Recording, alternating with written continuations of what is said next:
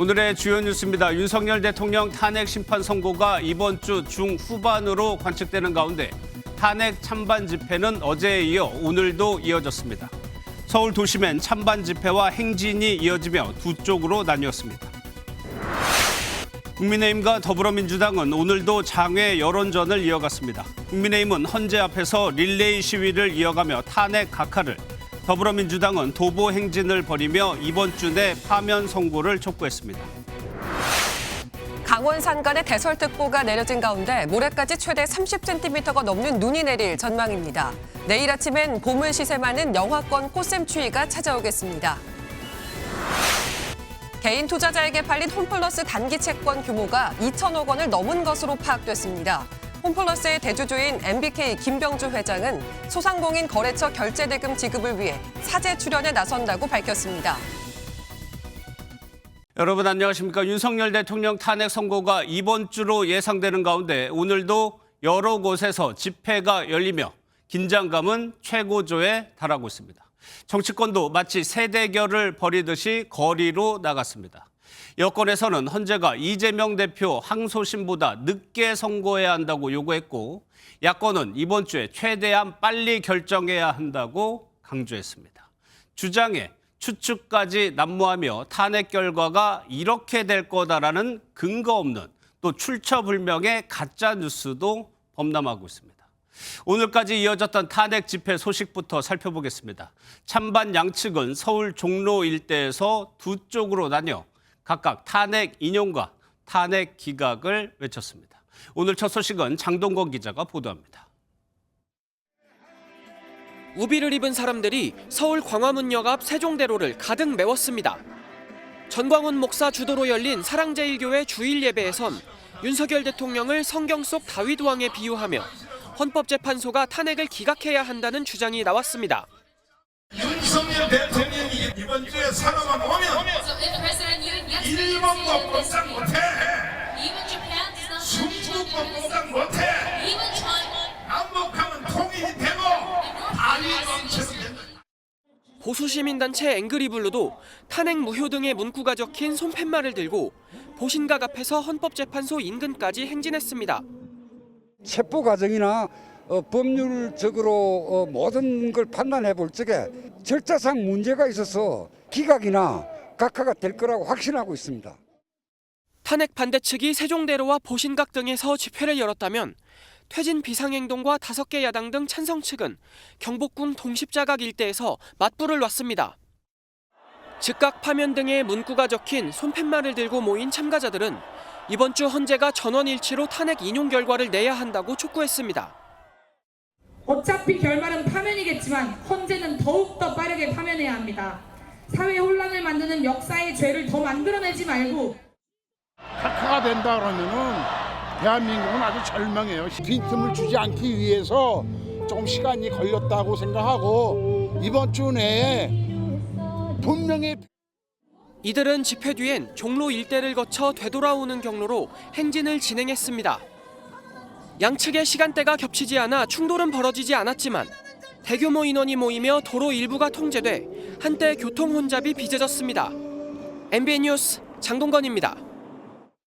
정치권도 일제히 밖으로 나갔습니다. 먼저 국민의힘은 헌재 앞 릴레이 시위를 이어가며 여론전의 강도를 높이고 있습니다.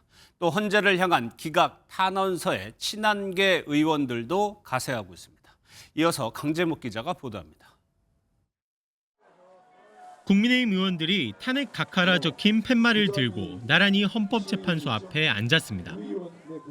개별 의원들을 중심으로 한 장외투쟁, 릴레이 시위는 엿새째 이어졌습니다. 무더기 탄핵 남발된 것들이 모두 줄 기각되고 있습니다. 민주당은 먼저 사과부터 해야 될 것입니다. 헌법재판관들에게 호소합니다. 하루빨리 대통령을 탄핵을 각하해서 대통령을 직무에 복귀시켜야 합니다. 당초에는 1인 시위로 이뤄졌지만 국민의힘 소속 의원 절반이 넘는 인원이 참여 의사를 밝히면서 5인 시위로까지 확대됐습니다. 탄핵 심판 자체가 무효라는 주장에도 더욱 힘을 실었습니다. 릴레이 시위 첫 주자로 나섰던 윤상현 의원은 탄핵 심판은 각하만이 답이라는 입장을 거듭 밝혔습니다. 이렇게 절차적 불공정, 불법 그리고 정치 편향으로 점철된 대통령 탄핵 심판 과정을 당연히 적법 절차의 원칙과 절차적 정당성의 원칙에 따라서 각하될 수밖에 없다. 헌법재판소에 보내는 탄핵 기각 탄원서에 서명한 의원도 어느새 82명으로 늘어난 가운데 일부 친한계 의원들도 서명에 참여한 것으로 알려졌습니다. MBN 뉴스 강재묵입니다. 민주당 역시 국회에서 광화문까지 도보 행진을 이어갔습니다. 헌재를 향해서는 이번 주 가장 빠른 날에 탄핵 선고를 내리라고 요구했습니다. 다음 주에 있을 이재명 대표 항소심 선고를 의식한 것이라는 해석도 나오고 있습니다. 이교욱 기자입니다. 민주당은 국회에서 광화문까지 약 9km 거리를 걸어서 행진하는 장외 여론전을 닷새째 이어갔습니다. 국민의 명령이다. 윤석열을 파면하라. 파면하라. 파면하라. 파면하라. 지체 없는 파면 선고도 강조했습니다. 국민의 뜻을 받들어 이번 주 내로 가장 빠른 날에 윤석열에 대한 탄핵 심판 선고하기를 거듭 촉구합니다. 민주당이 제시한 이번 주 시한에는 다음 주에 있을 이재명 대표 선거법 위반 항소심 선고에 대한 고려도 깔렸을 거란 분석이 나옵니다. 지도부는 임계점을 넘겨선 안 된다는 표현을 사용하기도 했습니다. 임계점이 넘어가게 되면 그 판단의 결과가 나온다 하더라도 치유되기가 어려울 수가 있어요. 민주당 관계자는 MBN에 헌재가 다음 주 이 대표 항소심 이후에 윤 대통령 탄핵 심판 선고를 하면 진영 눈치 보기라는 비판을 피하지 못할 것이라고 전했습니다. 민주당은 헌재의 시한 준수를 촉구하는 장외 여론전을 이번 주 계속 이어갈 계획인데 이재명 대표는 경호 문제로 국회 외부 일정은 소화하지 못하고 있습니다. MBN 뉴스 이교욱입니다. 윤석열 대통령 측은 탄핵 찬성 집회에 나선 민주노총을 거대 야당의 전위대 역할을 하는 반국가 세력이라고 규탄했습니다. 민주당은 내란 심판의 같은 뜻이라면 누구에게나 열려있는 집회였다고 맞받았습니다. 백길종 기자입니다. 어제 광화문에서 더불어민주당을 비롯한 야 5당 인사들이 참여한 탄핵 찬성 집회. 이날 집회엔 민주노총 조합원들도 대거 참여해 윤석열 대통령이 파면되는 순간까지 싸워야 한다고 강조했습니다. 우리의 외침이 헌법재판관들에게 윤석열 파면을 명령하도록 목소리를 높입시다. 그런데 이튿날인 오늘 윤 대통령 측은 거대 야당이 반국가 세력인 민주노총과 합세했다며 비판하고 나섰습니다. 지난해 11월 전직 민주노총 간부가 북한으로부터 100여 차례 지령을 받고 활동해온 혐의로 1심에서 징역 15년형을 선고받은 이른바 민주노총 간첩단 사건을 지적한 겁니다. 윤 대통령은 계엄을 선포할 때부터 탄핵 심판 최후 진술 때까지 시종일관 종북 반국가 세력을 계엄의 이유로 들어왔습니다. 종북 반국가 세력들을 일거에 척결하고 자유 헌정 질서를 지키기 위해 비상계엄을 북한을 비롯한 외부 주권 침탈 세력들과 반국가 세력이 연계하여 국가 안보와 계속성을 심각하게 위협하고 탄핵 찬성 집회에 나선 민주노총의 과거 전력을 부각하며 계엄 선포의 정당성을 강조한 것으로 풀이됩니다.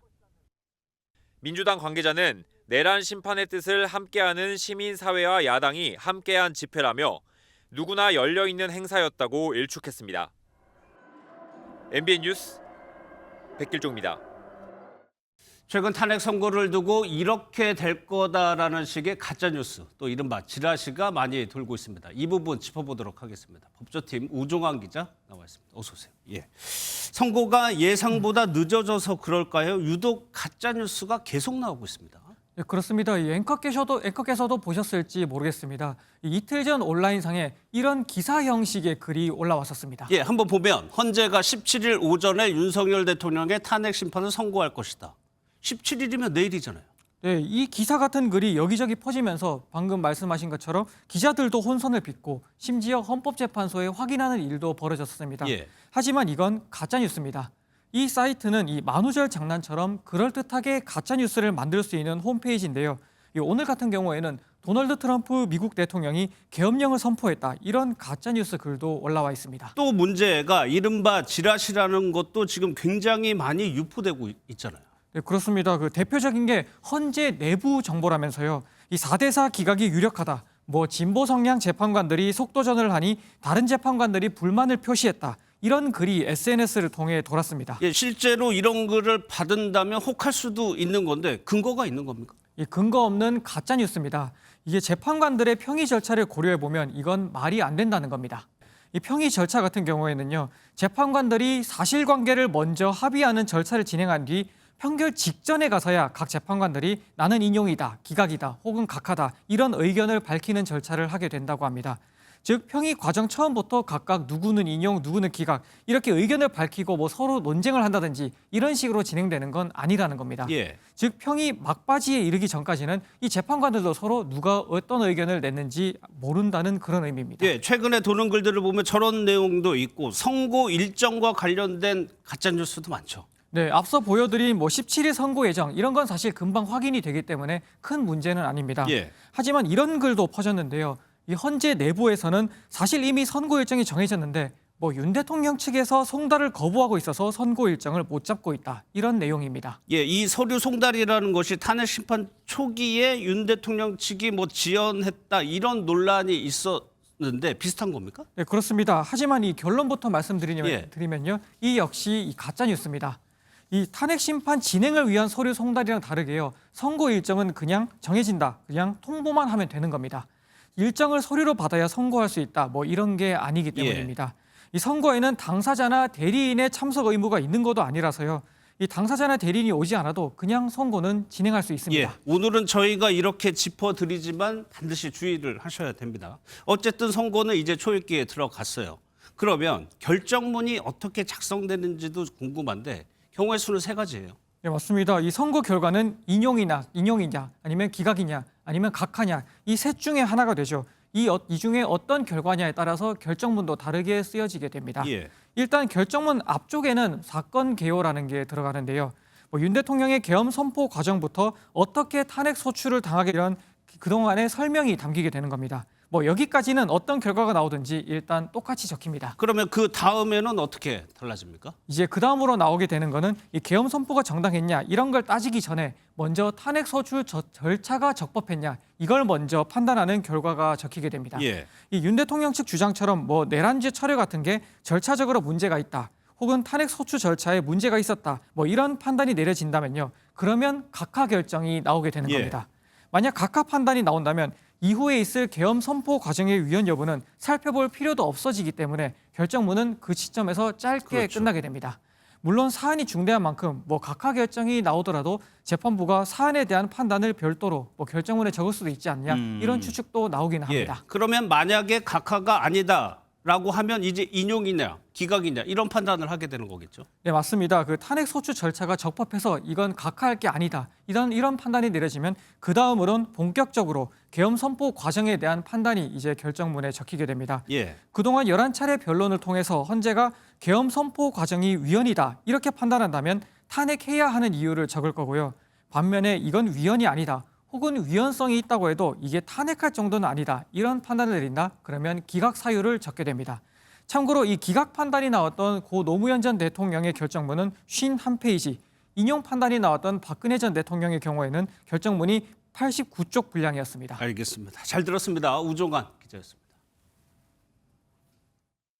탄핵 심판 선고를 앞둔 헌법재판소 앞은 요즘 조용할 날이 없습니다. 평일 휴일 할 것 없이 날마다 집회와 시위가 열리고 있는데요. 헌재 앞 이른바 명당 자리를 사수하려고 일주일 가까이 돗자리를 펴고 밤새 자리를 지키는 사람들도 있습니다. 박은채 기자입니다. 담요를 몇 겹씩 두르고 장갑을 낀 채 나란히 앉은 사람들. 방한용품으로 꽃샘추위를 버티며 윤석열 대통령 탄핵 기각을 외치고 있습니다. 엿새째 자리를 지키느라 화장을 지우지도 못했다고 말합니다. 자리를 뺏어가면 어떡해. 취존방이 저기야. 저기서 확 쳐들어와. 지난주 화요일째니까 계속 여기서 그냥 24시간 나오실 때까지. 헌재 바로 앞 명당 자리를 뺏기지 않기 위해 탄핵 반대 집회 참가자들은 이곳에서 돗자리를 펴고 며칠째 밤을 새고 있습니다. 오늘 아침부터 나왔고요. 대통령 빨리 직무복귀 하셔가지고 나라를 좀 안정화시키고. 선고를 앞두고 탄핵 찬반 집회가 점점 격화되면서 혼잡한 길목을 빠져나온 시민들은 당황스러운 모습입니다. 외국인 친구 소개해 주려고 왔는데 이제 조금 보여주기가 저는 그렇게 좋지가 않았어가지고 걱정되기도 하고 아무래도 이미지가 좀 있다 보니까. 이번 주 중후반 선고가 점쳐지며 고조되는 현장 분위기에 경찰은 경비 태세를 강화하고 있습니다.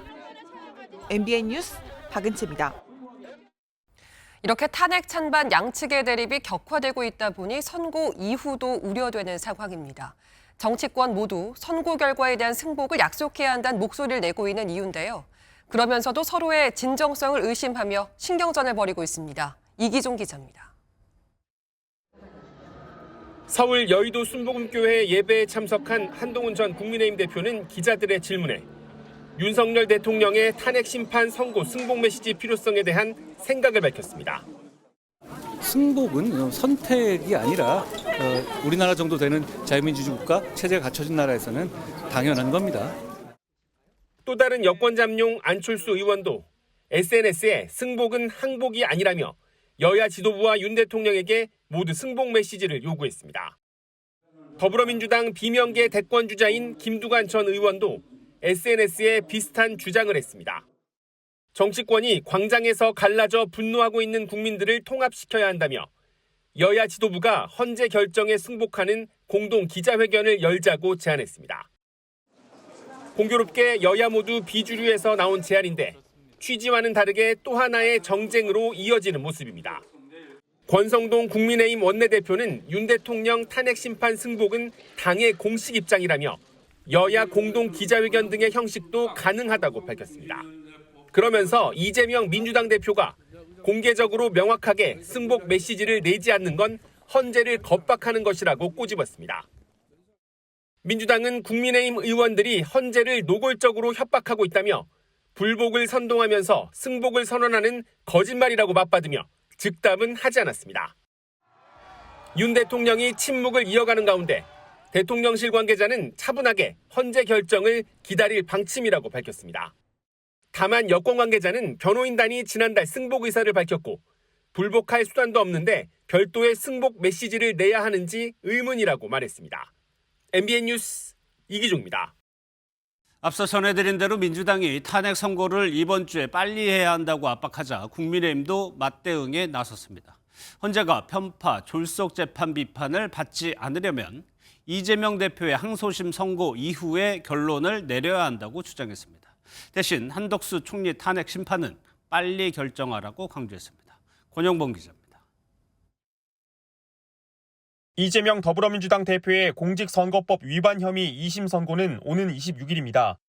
나경원 국민의힘 의원은 윤석열 대통령 탄핵 심판 결론을 이 날짜 이후에 내야 한다고 주장했습니다.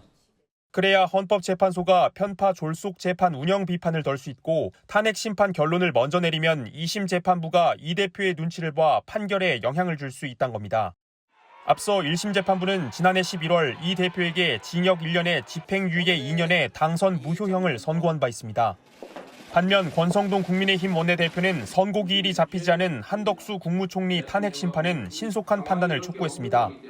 외교 통상 문제에 대해 고위급 차원에서 신속하고 긴밀한 대응이 어렵습니다. 전직 주미대사의 통상 전문가인 한덕수 총리 역할이 대단히 중요할 수밖에 없습니다. 기각된 최재해 감사원장 탄핵 사건보다 사안이 단순하고 핵심 사유인 내란주의가 철회된 졸속 탄핵이란 점도 강조했습니다. 한 총리에 대한 선고 압박은 마은혁 헌법재판관 후보자 임명을 사전에 예방하고 윤 대통령에 대한 선고를 더 늦추기 위한 전략이란 분석도 나옵니다. MBN 뉴스 권용범입니다. 민주당은 범야권 끌어안기에 나섰습니다. 조국 혁신단 등 소수당이 요구했지만 별 관심을 보이지 않았던 국회 교섭단체 요건을 완화하는 법안에 입법 가능성을 내비쳤습니다. 단일 대우를 유지하려는 포석도 깔린 것으로 보입니다. 이 내용은 한범수 기자가 보도합니다.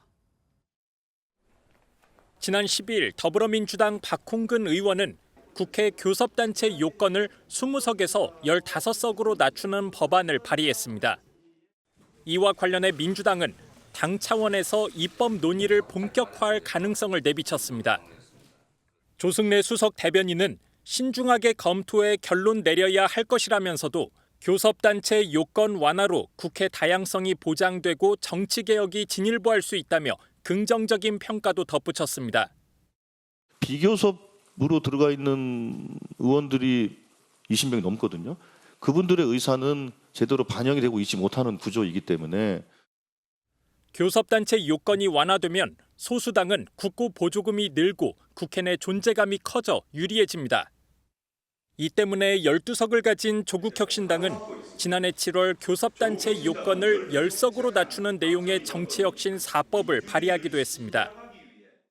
당시 거대 야당인 민주당은 이런 제안에 무관심했지만 탄핵 시국에서 야 5당과 단일 대우를 유지할 필요성이 생기자 태도를 바꾼 것으로 보입니다. 이에 조국혁신당은 과거 이재명 대표가 교섭단체 기준을 10석으로 언급하지 않았냐며 떨떠름한 반응을 내놨습니다. 국민의힘은 향후 있을지 모르는 대선을 대비해 조국혁신당에 미끼를 주는 것이라고 비난했습니다. MBN 뉴스 한범수입니다. 헌재 선고를 앞두고 그 어느 곳보다 긴장감이 높은 곳이 정치권입니다. 국회팀 최돈희 기자에게 여야 내부 상황 들어보겠습니다. 어서 오세요. 예. 여야 대결이 거의 총력전 양상인 것 같아요. 네, 양측 모두 막판 여론전에 올인했는데 방식엔 좀 차이가 있어 보입니다. 예. 여당은 대야 공세와 개별 의원들의 단체 행동을 병행하는 이른바 투트랙 전략이고요. 야당은 도보행진, 단식, 현장 최고위, 그야말로 끝장 투쟁을 택하고 있습니다. 예, 여야가 이런 방식을 취한 데는 이유가 있겠죠. 아무래도 이재명 대표 재판 영향이 커 보입니다. 야당으로선 이 대표 항소심 전에 그것도 하루라도 빨리 탄핵 선고가 나야 조기 대선 국면에서 유리하다는 계산이 깔려 있습니다. 반대로 여당은 최대한 늦추거나 아니면 이 대표 재판과 맞물려야 국면 전환을 노려볼 수 있고 설사 탄핵이 인용되더라도 탄핵 충격을 줄일 수 있다는 판단이 있습니다. 여기에 탄핵 선고가 늦어지면서 계엄에 대한 인식 변화나 대통령 구속 취소, 감사원장 탄핵 기각 같은 사법 변수도 여야 셈법에 영향을 미치고 있습니다. 예, 그러면요. 선고까지의 전략도 여야가 다릅니까? 여당은 일단 법적 절차에 집중한다는 계획입니다. 야당의 줄탄핵은 이 대표 사법 리스크를 막기 위한 부당한 정치 공세, 이마저도 헌재가 잇따라 기각하고 있는 만큼 법대로, 순서대로 하라는 겁니다. 결국 계엄의 불가피성에 호소하려는 건데 정치적인 부담이 큰 기각보다 각하를 주장하는 것도 같은 맥락입니다. 반면 야당은 기각에 대한 공포심을 자극하면서 탄핵 찬성 여론을 적극 활용하겠다는 전략입니다. 예, 또요. 탄핵 선고가 임박하면서 여권 잠룡들도 좀 영향을 받는 것 같아요. 지난 8일 그 대통령 구속 취소 이후 별다른 움직임이 없었는데요. 오세훈 시장을 제외한 탄핵 찬성 잠룡들은 이번 주 일정들이 속속 잡혀 있습니다. 먼저 한동훈 전 대표 북콘서트 이후 엿새 만에 공개 행보에 나섰습니다. 통합과 치유의 시기라는 말씀을 많이 해오셨고 제가 그 말씀에 너무 공감해 왔습니다. 그 마음으로 좋은 정치 해보겠습니다. 안철수 의원도 내일 이명박 전 대통령을 예방할 예정인데요. 여권 주자로선 네 번째 회동입니다. 여기에 유승민 전 의원은 TK 지역을 방문해 텃밭 민심 잡기에 나섭니다. 예, 그러면 다른 주자들은 어떻습니까? 일단 책 출간을 앞두고 있는 오세훈 시장과 홍준표 대구시장은 출간 시기를 선고 이후로 미루는 것으로 알려졌습니다. 여기에 김문수 장관 역시 별다른 움직임이 없습니다. 아무래도 탄핵 찬성 주자들보다 속도 조절에 나서는 분위기인데 보수 지지층을 의식한 걸로 선고 결과에 따라 향후 활동 공간을 확보해 두려는 의도로 풀이됩니다. 국민의힘 한 의원은 탄핵 찬반을 두고 입장차가 여전한 만큼 여기에 주자들의 행보도 엇갈리지 않겠냐고 말했습니다. 알겠습니다. 여기까지 듣겠습니다. 최돈희 기자였습니다. 지난주 날씨만 봐선 겨울 외투는 이제 넣어도 되겠다 싶었는데요. 당장 내일 입어야 할 것 같습니다.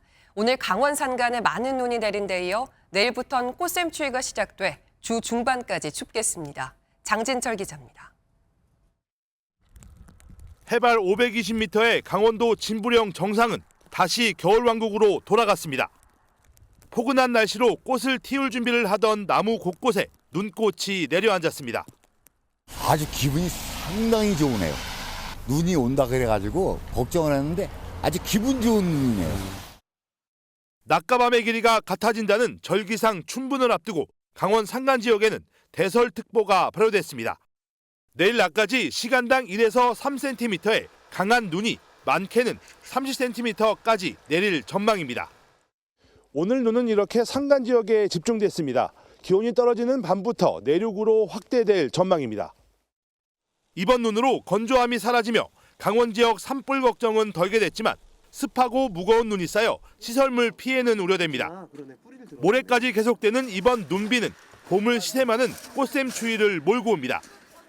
내일 서울을 비롯한 중부지방은 영하권으로 하루를 시작하겠고 낮에도 평년보다 낮은 기온을 보이겠습니다. 북극에서 내려오는 찬 공기로 인한 극저기압이 발생해서 한반도를 통과하겠습니다. 이로 인해 강한 눈, 바람, 돌풍이 불며 천둥 번개를 동반한 요란한 날씨가 예상됩니다. 이번 추위는 절기상 춘분인 목요일 낮부터 완연한 봄 날씨를 회복할 전망입니다. MBN 뉴스 장진철입니다. 오늘 새벽 전북 김제의 한 캠핑장 텐트에서 불이 나 어린 자매 등 3명이 다쳤습니다.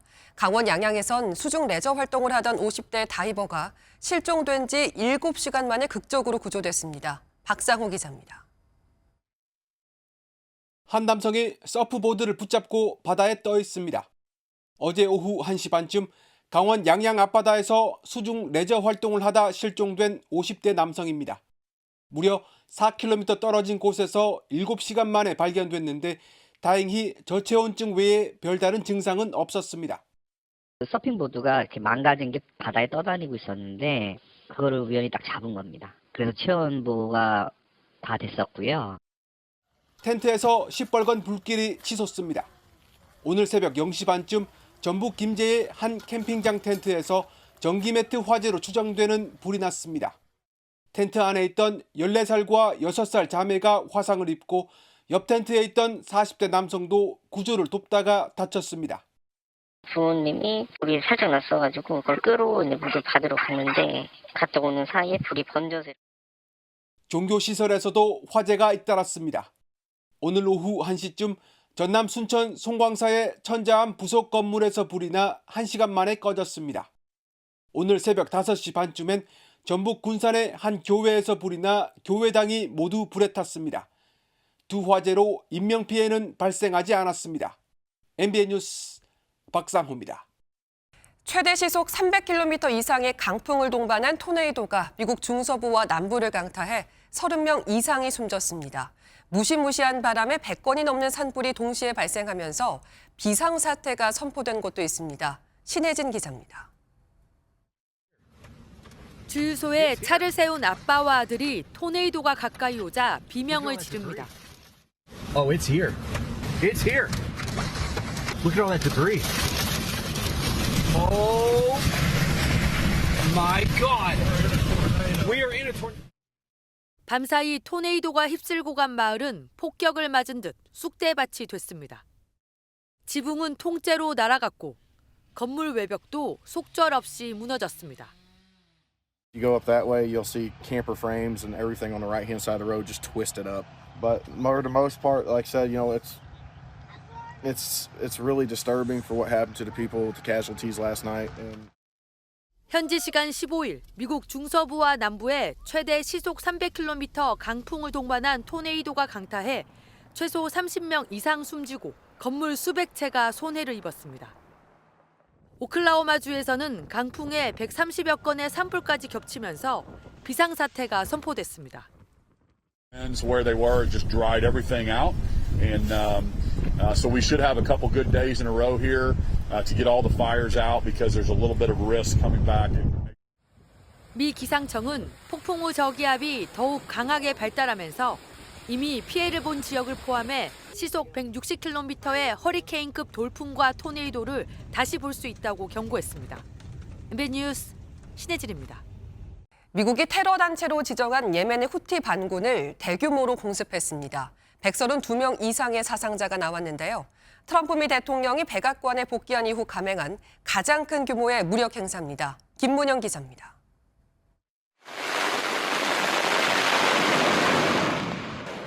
미국의 항공모함에서 여러 대의 전투기가 굉음을 내며 이륙하고 해군 함정에서 미사일이 불을 뿜으며 발사됩니다.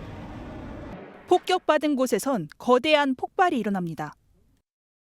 미군이 현지 시각 15일 예멘의 친이란 성향 후티 반군을 대대적으로 공습했습니다. مشاهدينا الاعزاء شن العدوان الامريكي البريطاني غارات استهدفت حيا سكنيا في مديريه شعوب شمال العاصمه صنعاء. 도널드 트럼프 미국 대통령은 SNS에서 강력한 군사행동을 시작하라고 미군에 명령했다며 지옥이 비처럼 내릴 것이라고 경고했습니다. 후티 반군은 지난 2023년 가자 지구 전쟁이 발발한 뒤 팔레스타인 무장단체 하마스를 지원한다며 홍해에서 미국을 포함한 서방의 상업 선박 등을 공격해왔는데 이에 보복한 겁니다. 이번 공습은 가자 지구에 대한 이스라엘의 인도적 지원 중단에 반발해 후티가 이스라엘 선박 공격 재개를 선언한 지 나흘 만에 이뤄졌습니다. رابعاً يستمر هذا الحظر حتى إعادة فتح المعابر إلى قطاع غزة ودخول المساعدات والاحتياجات من الغذاء والدواء. 예멘 당국은 최소 31명이 숨지고 101명이 다쳤으며 사상자의 대부분이 여성과 아동이라고 밝혔습니다. 미국의 공습이 후티 지원 세력인 이란에 대한 트럼프 대통령의 경고로 해석되는 가운데 이란은 미국이 이란의 외교 정책을 지시할 권한이 없다며 살해를 멈추라고 밝혔습니다. 후티 반군도 확전에는 확전으로 맞설 준비가 되어 있다고 맞받았습니다. MBN 뉴스 김문영입니다. 기업 회생을 신청하면서 대국민 사과까지 한 홈플러스가 최대 주주인 김병주 MBK 파트너스 회장의 사죄 출연까지 발표하며 사태 수습에 나섰습니다. 하지만 개인 투자자에게 판 채권만 2천억 원이 넘는 것으로 확인되면서 금융당국이 조사에 착수했습니다. 홍지호 기자입니다. 홈플러스가 개인 투자자에게 판 단기 채권은 총 2,075억 원으로 파악됐습니다. 일반 법인에 판매된 규모는 3,327억 원인데 모두 6천억 원에 이르는 채권 중 대부분이 대형 기관 투자자가 아닌 개인과 일반 법인에 팔린 겁니다. 3개월만 홈플러스 믿고 MBK 믿고 하라고 해서 정말 그거 하나로 이렇게 원금 전액 손실이라는 말도 안 되는 결과로 나올지 몰랐습니다. 홈플러스 측이 기업 회생을 신청한 지난달에만 총 1,807억 원의 채권을 발행한 것이 확인되면서 대형 형사사건으로 번질 가능성도 제기됐습니다. 그 리스크의 가능성 부분들이 전달이 안 됐다 그러면은 불안전 판매 문제부터 시작해서 이런 문제 논란이 있을 수 있는 거죠. 홈플러스 매장에 대한 1조 원대 규모의 부동산 투자에도 개인 투자 자금이 상당 부분 들어있어 피해 규모는 훨씬 더 커질 수 있습니다. 이런 가운데 홈플러스 대주주인 MBK 파트너스의 김병주 회장은 사죄를 출연하기로 했습니다. 물품을 납입하는 소상공인 거래처에 결제 대금을 지급할 수 있도록 노력하겠다고 밝힌 건데 개인 투자자들에게도 이 돈이 지원될지는 미지수입니다. 금융당국은 홈플러스와 MBK 파트너스가 신용등급 하락 사실을 사전에 알고도 단기 채권을 발행해 왔는지 확인할 계획입니다. MBN 뉴스 홍지호입니다. 서울 집값이 들썩이며 3천 건대에 머물던 월간 거래량이 5천 건 수준으로 급등했습니다. 특히 토지거래 허가제 해제 이후 거래가 몰리면서 정부와 지자체가 재지정을 검토하고 있는데요. 시장에선 반발의 목소리도 커지고 있습니다. 고정수 기자입니다. 서울 노원구의 아파트 단지 밀집 지역입니다. 하락세였던 아파트 값은 전주 대비 보합으로 돌아섰고 2월 기준으로는 지난해 같은 기간보다 2% 넘게 뛰었습니다. 국내 위주로 먼저 다 처분이 됐고요. 정상적인 거래가로 진행이 되기 시작했어요. 강남권 위주 집값 상승세가 서울 외곽으로도 번지는 양상입니다. 노원과 도봉을 비롯한 서울 외곽 지역 자치구 6곳의 지난달 평균 매매가는 석 달 만에 상승 전환했습니다. 거래량도 꿈틀대고 있습니다. 지난해 9월 이후 줄곧 3천 건 수준이던 서울 매매 거래량은 지난달의 경우 절반만 집계했는데도 5천 건이 넘었습니다. 이 중 60%가량이 강남권 토지거래 허가구역 해제 이후에 거래됐습니다. 토지거래 허가제 해제가 집값 상승 기대감을 올린 셈입니다. 서울시와 함께 면밀하게 검토를 해서 필요한 사항이 있으면 필요할 때 시기를 놓치지 않고 적절한 행동을 하겠다는 말씀을 드립니다. 정부와 서울시가 다시 검토 중인 토지거래 허가제 재지정 카드엔 부작용 우려도 만만치 않습니다. 새로운 규제가 시작이 되면 이른바 갭 투자를 비롯해서 그 막차 수요가 몰리면서 일시적으로 가격이 급등하는 부작용이 나타납니다. 부동산 시장에선 정책의 일관성을 비판하는 목소리가 잇따르고 있습니다. MBN 뉴스 고정수입니다. 거리에서 쓰레기차를 볼 수 없는 도시를 만들겠다며 1,400억 원을 들여 인천 영종도에 설치한 쓰레기 자동 집화 시설이 10년 넘게 가동조차 하지 못하고 있습니다. 고장 우려 때문인데요. 방치된 시설을 사용하려고 해도 고치는 데만 100억 원 이상이 든다고 합니다. 노승환 기자입니다. 2014년 인천 영종도에 설치된 쓰레기 자동 집화 시설입니다. 그런데 하나같이 천에 덮여 있습니다. 바로 옆 상가에도 같은 시설이 방치돼 있습니다. 설치 10년이 넘도록 한 번도 가동되지 않았습니다. 이런 곳이 한두 곳이 아닙니다. 쓰지도 못하면서 돈을 1억 이상씩 우리한테 부담시키고 아무도 말을 안 해요, 지금. LH공사가 만든 이 시설을 관할구청이 인수를 거부하면서 벌어진 일입니다. 여차하면 고장이 나는 심각한 구조적 문제가 우려되기 때문입니다. 겉보기엔 일반 종량제 쓰레기 투입구와 음식물 쓰레기 투입구가 이렇게 분리되어 있지만 지하로 내려가면 곧바로 하나의 관으로 합쳐집니다. 물기가 많아 무거운 음식물 쓰레기는 3분의 2 가량이 관로에 남게 돼 처리장으로 가지 못하고 얼마 못 가 고장이 납니다. 인천 송도에서도 이런 이유로 여러 번 고장이나 가동이 멈췄고 그때마다 많게는 수십억 원이 수리비로 들어갔습니다. 한 50억 정도가 소요가 된다. 우리같이 예산이 한정돼 있는 구에서 그거를 인수하게 되면은 설치비 1,400억 원은 아파트 한 집당 300만 원씩, 상가는 1억 원씩 주민과 건물주들이 분담했습니다. 좀 주민 입장에서 분노스럽습니다. 1,400원 마치 이게 뭐 길거리에 버린 듯한 느낌이어서. 진통 끝에 2년 전 구청이 시설을 맡게 됐지만 10년 넘게 방치된 시설을 고치는 데만 100억 원 이상이 들고 고친다 해도 시설 가동 여부는 불투명한 상황입니다. MBN 뉴스 노승환입니다. 오늘 서울 등 서쪽 지역은 비가 일찍 그쳤지만 동쪽 지역 곳곳은 저녁이 된 지금도 눈비구름이 머물고 있습니다. 밤사이에는 대부분 잦아들 텐데요. 하지만 동해안 지역은 내일 낮까지 이어지겠습니다. 특히 대설특보가 발효 중인 강원 산지에는 최고 20cm 이상, 강원 내륙에도 10cm가 넘는 많은 눈이 내리겠고요. 경기 북동부와 경북 북부에도 최고 8cm의 눈이 예상됩니다. 찬 공기가 유입되면서 날도 부쩍 쌀쌀해졌습니다. 내일 아침에는 서울이 영하 2도에 체감온도는 영하 6도까지 곤두박질 치면서 더 추워지겠습니다.